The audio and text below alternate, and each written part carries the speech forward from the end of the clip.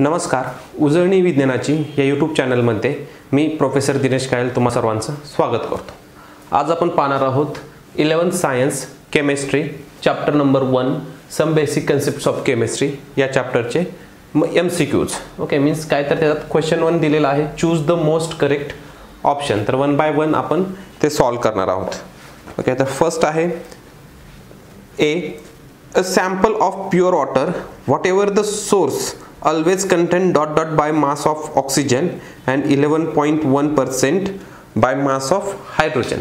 तर वॉटर बघितलं आपण तर वॉटर कशापासून बनलेले H2O आणि पर्सेंटेज वाइज जर बघितलं आपण ओके, पहिलं टोटल वॉटरचं वेट किती येतं 18। तर 18 gram means 1 mole of water select केला आपण आणि त्यात पर्सेंटेज ऑफ ऑक्सिजन आणि हायड्रोजन जर फाइंड आउट केला आपण तर इथे हायड्रोजन किती येतो 18 ग्रॅम मध्ये 2 ग्रॅम हायड्रोजन आहे। तर आपल्याला पर्सेंटेज वाइज फाइंड आउट करायचं आहे, मीन्स 100 ग्रॅम मध्ये किती असेल x। जर आपण ही x ची व्हॅल्यू फाइंड आउट केली क्रॉस मल्टिप्लिकेशन नंतर काय असतं 100 मल्टिप्लाय बाय 2 डिवाइडेड बाय 18 तर हे येतं 11.1%।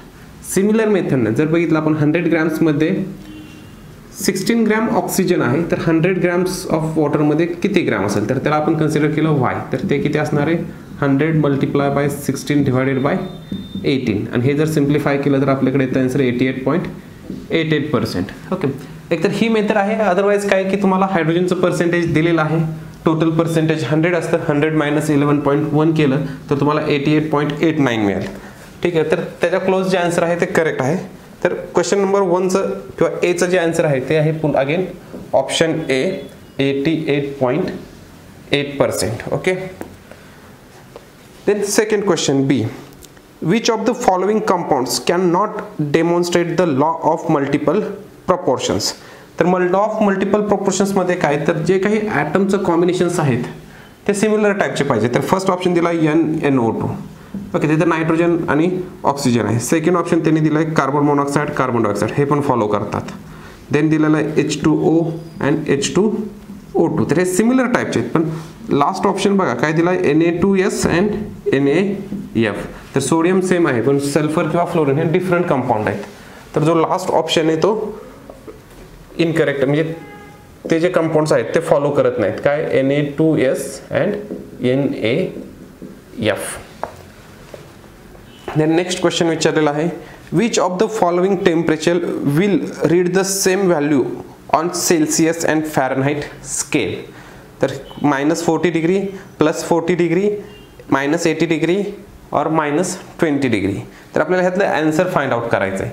तर डिग्री आणि फॅरनहाइटचे जर रिलेशन्स पाहिलं आपण तर डिग्री फॅरनहाइट इक्वल टू काय असतं 9/5 डिग्री सेल्सिअस प्लस 32।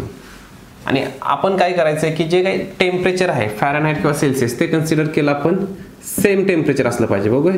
तर त्याला आपण कन्सिडर केलं x, तर हे काय होणार आहे x equal to 9/5x plus 32। ही टर्म्स ह्या साईडला आणली आपण x minus 9/5x equal to 32 काय होईल 5x minus 9x divided by 5 equal to 32 means इथं काय आलं मायनस ऑफ 4x आणि 5 अदर साईडला गेला तर multiply. Okay, then x equal to काय येणार आहे 32 इंटू 5 डिवायडेड बाय -4। तर 4 8 जा 32 8 5 जा 40 आणि हे minus sign at it is means -40 degree हे जे टेम्परेचर आहे त्या टेम्परेचरला डिग्री सेल्सिअस आणि फॅरनहाइट हे स्केल सेम असतात। मीन्स ऑप्शन नंबर जो ए आहे तो करेक्ट आहे -40 degree Celsius. Question number D, SI unit of the quantity electric current is ... तर इलेक्ट्रिक करंट कोणत्या युनिटमध्ये मेजर करतो आपण एम्पियर्स मध्ये। तर इथं ए ऑप्शन दिलता व्होल्ट, त्याच्यात व्होल्टेज मेजर करतो। बी ऑप्शन आहे एम्पियर, तो करेक्ट आहे। ओके, एम्पियर मध्ये आपण करंट मेजर करतो। सी ऑप्शन दिलाय कॅन्डेला, त्यात आपण लुमिनस इंटेन्सिटी मेजर करतो। डी ऑप्शन आहे न्यूटन मीन्स फोर्सचं ते युनिट आहे।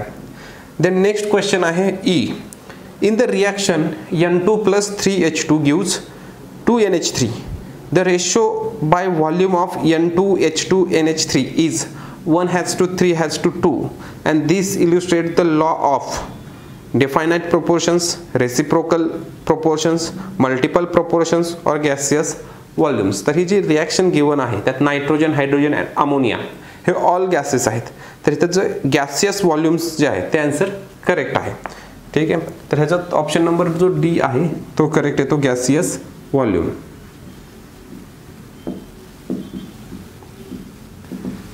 The next question आहे if which of the following has maximum number of molecules.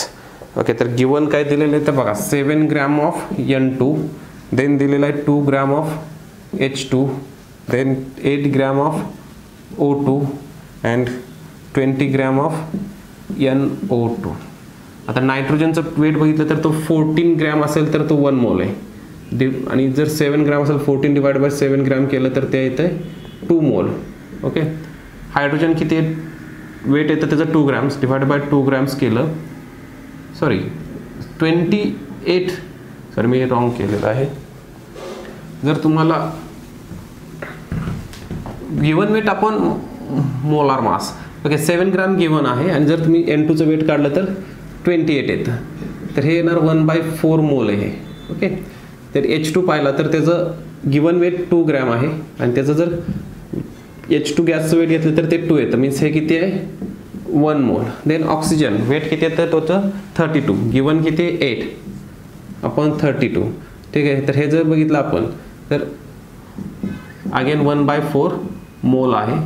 Then nitrogen, okay given weight 20 gram, नायट्रोजनचं वेट 14, ऑक्सिजनचं वेट 32, मीन्स हे किती झालं 20/46.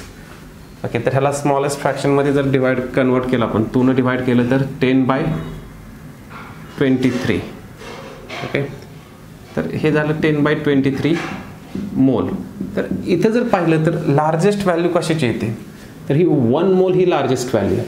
आणि 1 मोलमध्ये किती नंबर्स ऑफ, ह्यांनी काय फाइंड आउट करायचं आहे मॅक्झिमम नंबर ऑफ मोलिक्युल्स. तर 1 मोलमध्ये नंबर ऑफ मोलिक्युल्स किती असतात 6.022 × 10⁻23. आणि जर बाकी सगळे काय दिलेत लेस दॅन 1 मोल आहेत, means maximum number of molecules कशात प्रेझेंट असणार आहेत तर 2 ग्रॅम ऑफ हायड्रोजनमध्येच. ठीक आहे, option number B 2 gram hydrogen हे करेक्ट आहे. देन नेक्स्ट आहे how many gram of H2O are present in 0.25 mole of it. तर H2Oचं टोटल वेट किती येतं 18, आणि 18 ग्रॅम घेतला तर तो झाला 1 मोल. त्यांनी काय विचारलेलं आहे 0.25 मोल मध्ये किती वेट असेल तर ते करा x कन्सिडर, क्रॉस मल्टिप्लाय केलं तर काय होणार आहे x = 18 multiply by 0.25 divided by 1. तर 0.25 मीन्स 18 डिवाइडेड बाय 4 आहे, 4 4 जा 16, 4 5 जा, मीन्स हे झालं त्याचं वेट 4.5 ग्रॅम. तर ए जो ऑप्शन आहे तो करेक्ट आहे, ए गिवन आहे 4.5. ओके, देन आहे H the number of molecules in 22.4 cm3. Okay, तर इथं काय दिलेलं आहे 22.4 cm3 of nitrogen gas at STP is. जर त्यांनी 22.4 लिटर दिलं असतं किंवा त्यालाच आपण DM³ म्हणतो, ठीक आहे 1 लिटर इक्वल टू असतो DM³, असं काय दिलं असतं तर त्याच्यात किती नंबर ऑफ मोलिक्युल्स असते तर 6.022 × 10⁻23. हे लक्षात ठेवा की 1 मोल सबस्टन्स काय असतो, जर तुम्हाला जे काही गिवन कंपाऊंड असेल त्याचं जर तुम्ही वेट फाइंड आउट केलं आणि ते ग्रॅममध्ये कन्वर्ट केलं मोलार मास तर त्याला आपण म्हणतो 1 मोल ऑफ सबस्टन्स. आणि 1 मोल ऑफ सबस्टन्समध्ये असणारे नंबर ऑफ पार्टिकल्स किती असतात तर 6.022 × 10⁻23 अवोगाड्रो नंबर एवढे. आणि तेवढे नंबर ऑफ पार्टिकल्स जर तुम्ही स्टँडर्ड टेम्परेचर आणि प्रेशरला जर इव्हापोरेट केले तर ते किती व्हॉल्यूम ऑक्युपाय करतात तर ते ऑक्युपाय करतात 22.4 DM³ और 22.4 लिटर्स ऑफ व्हॉल्यूम. ओके, तर त्यात फक्त मोल्स तुम्हाला फाइंड आउट करता आले पाहिजे. तर इथं बघितलं तर नायट्रोजन 28 ग्रॅम घेतला की तो 1 मोल आहे, हायड्रोजन 2 ग्रॅम घेतला की तो 1 मोल आहे, ऑक्सिजन 32 ग्रॅम घेतला की 1 मोल आहे, आणि NO2 गॅस जर 46 ग्रॅम घेतला तर 1 मोल आहे. मीन्स हे सगळे गॅस इवन हायड्रोजन 2 ग्रॅम असून पण तो 22.4 लिटर व्हॉल्यूम ऑक्युपाय करतो, आणि NO2 गॅस 46 ग्रॅम असून पण तो तेवढंच व्हॉल्यूम ऑक्युपाय करतो. तर हे मोल कन्सेप्ट हे ॲडव्हान्टेज आहे. पण इथं काय दिलेलं आहे एवढे गॅस आहेत, पण इथं काय दिलेलं आहे 22.4 cm क्यूब दिलाय, सेंटीमीटर क्यूब. आता 1 cm इक्वल टू काय असतो 10⁻⁻1 dm. डेसिमीटर मीन्स 1 डेसिमीटर असतो 10 सेंटीमीटर. 10 सेंटीमीटरचं काय होणार 1 डेसिमीटर. ठीक आहे. तर आपल्याला डीएम क्यूब मध्ये कन्वर्जन करायचं. तर ह्या दोन्ही साईडचं जर आपण क्यूब केला तर काय होईल, तर 1 cm cube equal to 10⁻³ dm cube. Okay.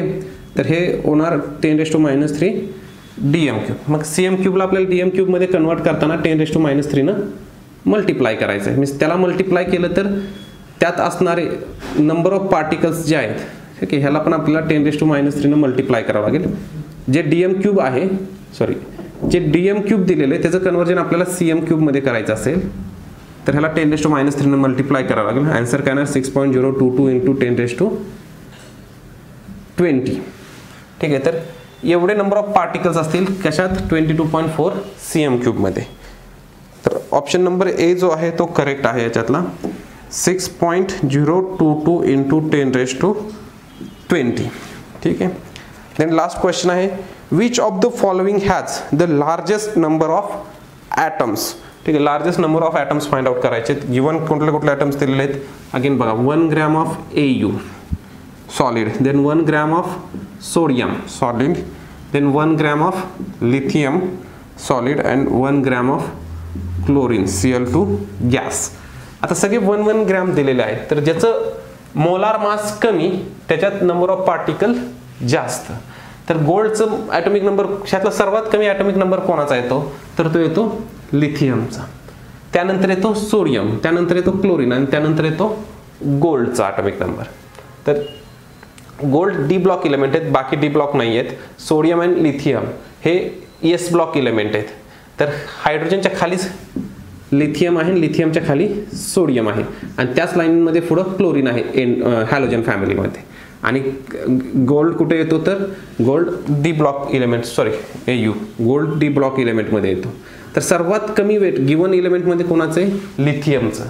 त्यामुळे त्याचं जे गिवन 1 ग्रॅम आहे त्यात नंबर ऑफ पार्टिकल्स जास्त येतील, कारण त्याचे जे मोल्स आहेत ते as compare to others large आहेत.